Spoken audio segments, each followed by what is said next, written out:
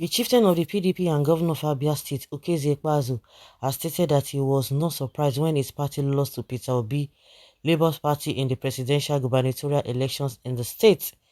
About 13-15 minutes into a video shared on YouTube by Channels TV, Governor Ikpeazu was asked if he expected that the Peter Obi effect would be so huge, to the extent that in 2 consecutive elections in Abia, his party lost to the Labour Party. In his response, Governor Ikpeazu said he predicted it, and he even told his party to not ignore what Peter Obi was doing. In his words, yes, that Peter Obi effect, I predicted it, and I told my party. I even volunteered this same opinion that reasonable politicians should not ignore what Peter Obi was doing. Speaking on whether Peter Obi has a brighter future after 2023, he said it is not for him to determine, because pretty much what will happen going forward will depend on how Peter Obi manages the grassroots support he has gathered. How is he going to funnel this towards an agenda that can eventually materialize his dream? Okay. What was he doing? He didn't really tell us what he was doing. The only thing that he did is that his integrity and his antecedents paid off. People could see the genuineness in him, at least little genuineness, little truthfulness in him. He's not the person, that kind of person that is wasteful. He's not the person that will be giving bribe here and there to settle this one, settle this one. At least that Nigeria could see, at least he see this iota of truth.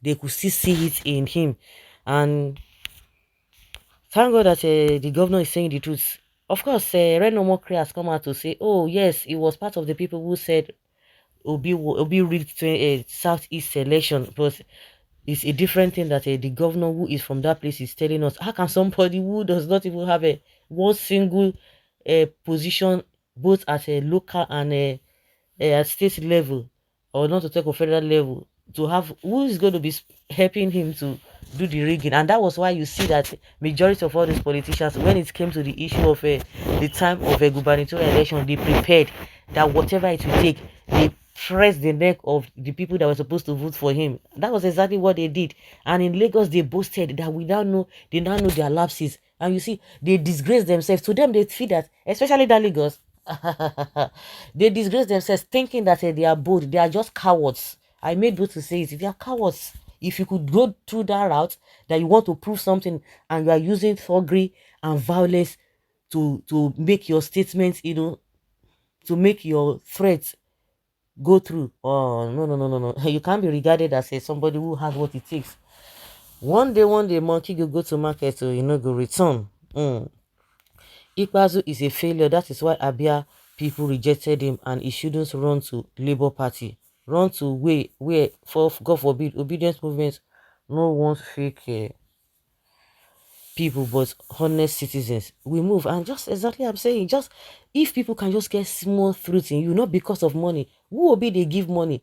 He was able to garner. Actually, I'm saying somebody who saying is that you try to corroborate with what I said. Those who have been in politics, they've been having structures. You have structures, oh. You have structures. You have built Lagos. You have done this. You have done that. Some people have been in this game for 30 years, contesting. Then what is the margin of this thing? Let's just even look at it. Because somebody who is just under 9 months, not even prepared for 4 years, under 9 months, he got 6 million, and you are getting 8 million, and you are in a buga. They say you are going around. I better forget all those stories. And that is why they did all manner of shady runs to say that they have won. That is it. AP ignore. Hence, when they saw the reality, they switched off the Nigerian bandits. Household enemy all over the world. Yes, that was what all of them did. See what they're dissing. You can't be boasting and be using talk and telling us that you are this, you are that. No, because Nigeria is a lawless place. The whole world saw it, and that's why it's a shame. See, APC supporters, they are going to US to go and counter protest. See, the whole thing has been opened. Everything has been made open. There's nothing you want to do that the people are not aware of. You want to go and do counter protest, really? And they have not been able to congratulate you. Well,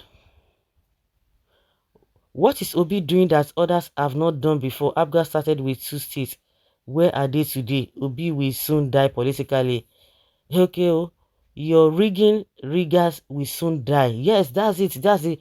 That's what this one should be told. Your people are rigging, and that is it. APCA didn't receive national embrace and recognition like Labour Party did. I believe Labour governors candidates would have won more than 40 states, if not because they joke with mandates of their headmaster and all the obedience group just relax at home because they believe their votes will not be counted.